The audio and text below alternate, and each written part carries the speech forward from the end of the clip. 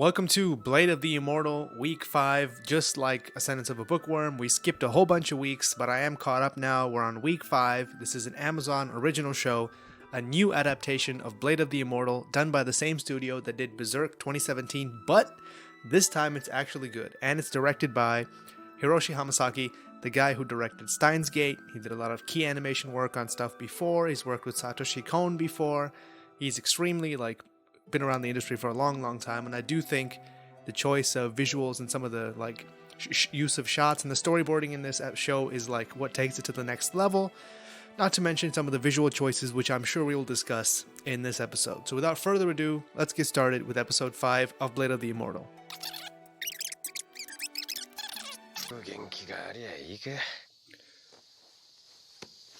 So, episode 2, 3, and 4, I haven't really explained in depth, so we'll just go over very surface level.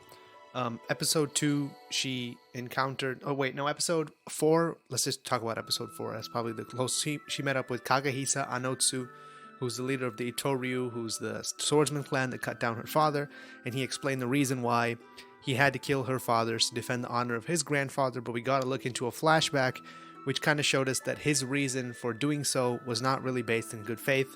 In episode 3, they encountered this kind of geisha person who's down on her luck. She was a former prostitute, but she bought her freedom, and she's now teamed up with this other guy from the Itoryu to assassinate her bodyguard.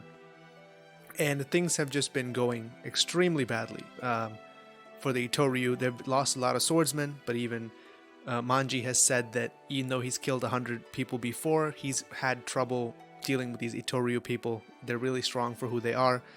And now they're traveling the countryside. I think one of the things about this show is watching it kind of feels like you're watching a really old Japanese movie. And the pacing is very, very kind of languishing and taking in the world. It's like breathing in the countryside and just being calm and one with nature. And then suddenly there'll be a sword fight and things go crazy and the cuts are insane and the visuals are really interesting.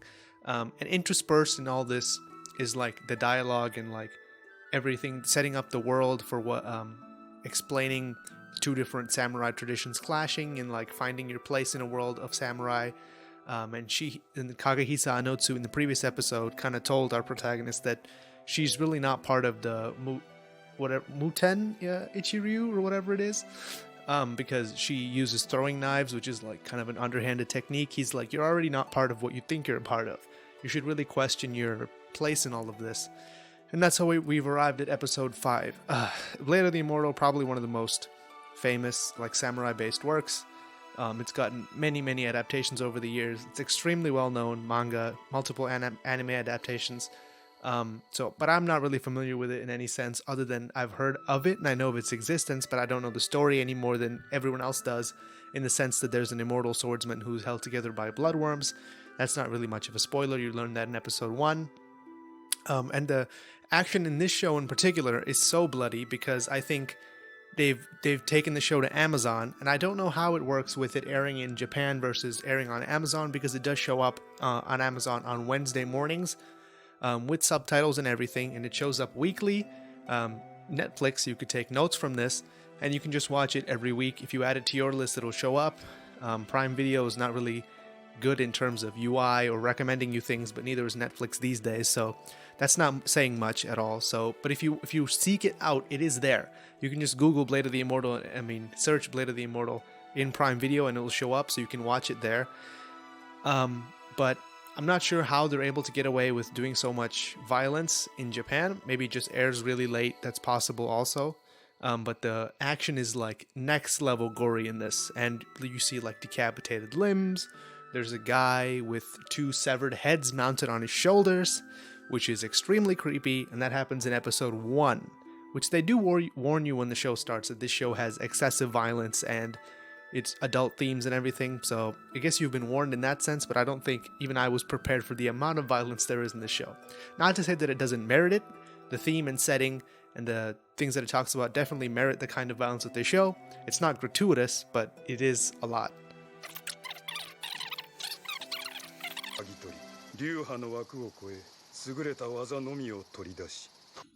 I actually really like the philosophy of the Itoryu. It's too bad that they're evil or whatever, because Kagehisa explained in the previous episode that our style is defined by whatever works, and the only thing that you need to join us is like you have to have a commitment to you have to have racked your brains already to figure out how you can be the most strongest, and like have implemented all those doubts into some kind of concrete style or system. And for him it was abandoning the sword, which is only so maneuverable and so sharp, and because of his like natural lack of strength, he's picked up this giant iron axe with which if he fights a swordsman he can like destroy the sword and their head in one go.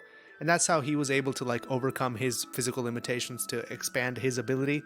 And just on its face, that's like a great philosophy for me, because it's like, why do you stick to the traditional teachings when if you apply yourself a little bit more, you can arrive at something new and interesting that could benefit you specifically, versus if you just listen to what everyone else has been learning all this time, you're not going to have any competitive advantage over them.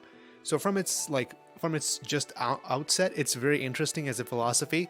The problem is, of course, that they're doing all this just to be able to get stronger, and there's no like code of ethics, as it were, for what they should or should not do with their strength, which is where their failings lie. So in its just what it says, it's a very interesting and kind of captivating philosophy, like overcome your physical limitations, but its failings are that what should you do with that newly acquired strength? And of course, everyone knows it's what you do with the strength that's more important than how strong you even are in the first place. If you watch enough shonen anime, you should know that. Okay, continuing.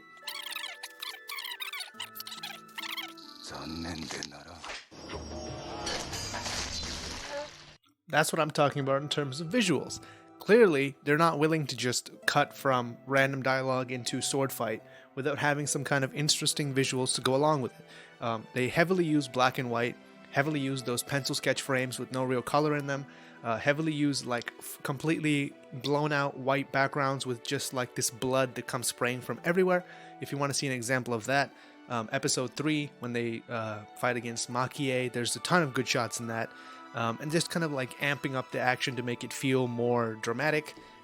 Whereas if it was completely played realistically, it would play a little bit boring. Like a normal sword fight is just people hitting swords and standing in front of each other. But that Makie fight, she's like pivoting off of her polearm and like climbing up onto the roof of things. And this is the kind of like anime action that we've come to expect. And by like combining that action in with like the heavy dialogue scenes where they talk about the philosophy of different samurai schools, I feel like we hit the best of both worlds here. Not to mention the sound design and music are perfect for the show. Remember when I said this anime was really gory? This is what I meant. Oh god, it's so bloody. Oh Jesus.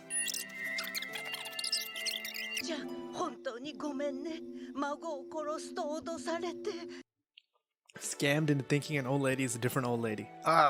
And the small detail of like the tattoo or whatever, the paint on her cheek being rubbed off by whatever rubbed it off.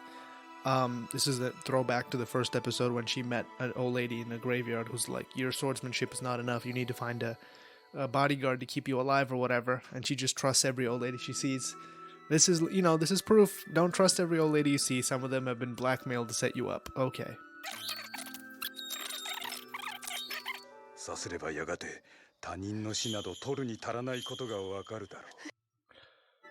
Whew, okay, this is very intense. But, question for the comments. If you were given this option, if a strange man kidnapped you and said, drink my blood, you might get a sacred bloodworm infection and become immortal and unable to die from injury or illness, what would you do?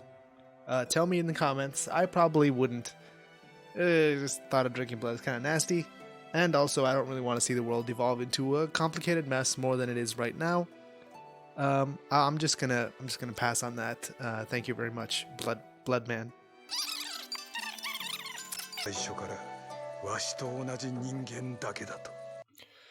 Whew, okay, well that was a rigged choice. You don't even get to be immortal. I guess that's kind of like it's like a monkey paw type deal. The deal is you get to be immortal, but you can't make anyone else immortal. You just have to watch everyone else die. And the way in which you're kept alive is you have nasty bugs growing inside you. That very thought itself would keep me from doing it, if nothing else. I don't like bugs. I don't think anyone else likes bugs either.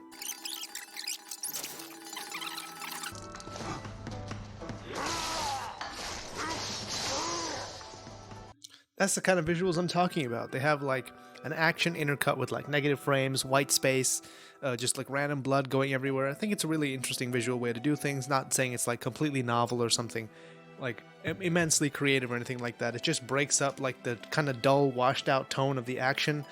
And in general, the anime's visuals, they've made a creative choice to have like this really washed out, kind of unsaturated, low contrast type look for their whole show. And I get why they're doing it. It's because, one, like the summer sun is bleaching in the sense that it's so bright that it just makes all the colors look really dull because it's so bright. And secondly, it's like to convey like the time and place of the thing. It's not very colorful or happy. The tone is very kind of somber and dull the whole way through. And I get that they're going for this tone, but they've also made it so that you can watch the action without just being unable to keep track of anything because everything's so dark or anything like that. They've just made it very bright when the places you need to pay attention to. And I think that's a creative way to get both birds with one stone, in a sense that they're able to convey the mood and tone of the show as a whole and still have parts where you can be excited without having to worry about compromising the feel of the show, which I think is pretty cool.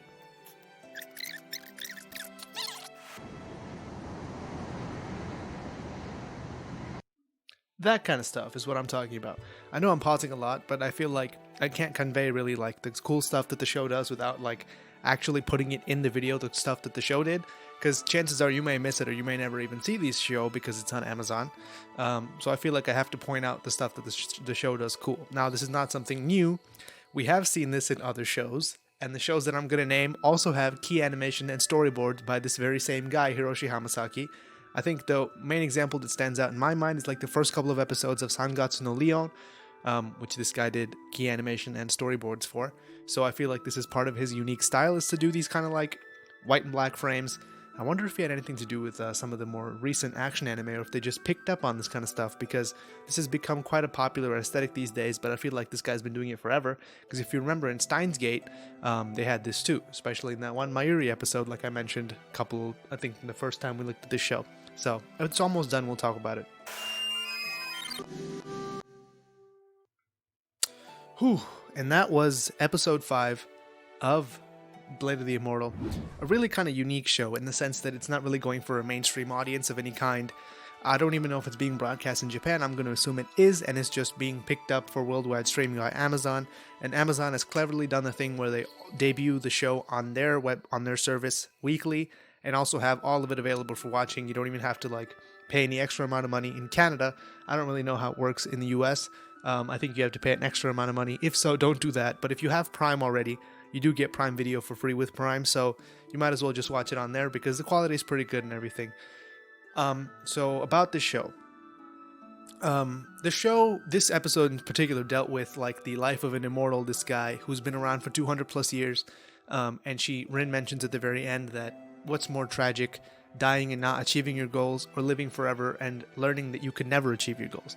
I would take number 1, because you can always live with hope. Hope is the small thing with feathers that came out of Pandora's box at the end, so there's a reason it came out last. I would rather stick to that and have believed that if I had done something different, I could have reached the goals, rather than live forever and just get completely depressed knowing that I'll never reach them. But that's just me. In the sense that if you've ever seen a movie called Man from Earth, it's also about the life of an immortal, but he's just like a normal guy who's been on Earth for a long time.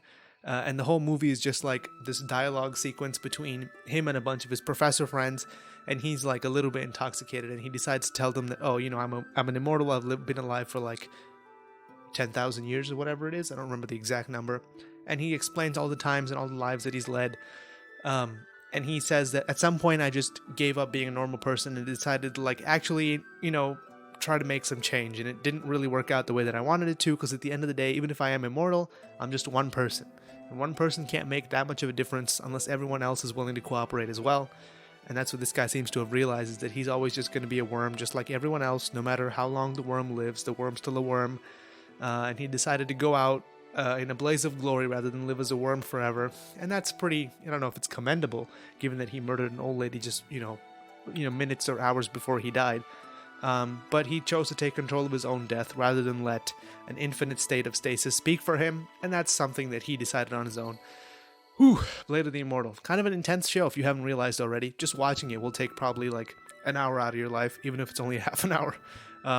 So if you're in it for like this kind of adults, kind of seinen type thing that deals with themes of unrealized dreams and things like that, you know, crazy depressing stuff, maybe don't watch it right before you go to sleep. You have some nightmares or whatever. Other than that, pretty cool show. I would recommend you watch it. I don't know if I'm going to cover it weekly. I just had some time this week, so I thought I'd do an episode of this. Let me know if you want to see more of the show, what you thought of the show, what you think of Amazon's anime offerings in general, because I think in general they're some of the better anime offerings. Netflix has a bunch of anime. Most of them are really crap, but Amazon has some in particular really good ones. They have this, they have Onihei, which is a really good show, also set in the Edo period. Watch that show if you haven't. Hoseki no Kuni, they have Recreators, they have, I think, After the Rain, they have Koi no Katachi, they have a bunch of good stuff. So if you haven't been on there, check out some of the shows they have on there. But that's it for this episode, episode 5 of Blade of the Immortal. Thank you for watching. Like, comment, subscribe, all that good stuff, and I'll see you in the next episode.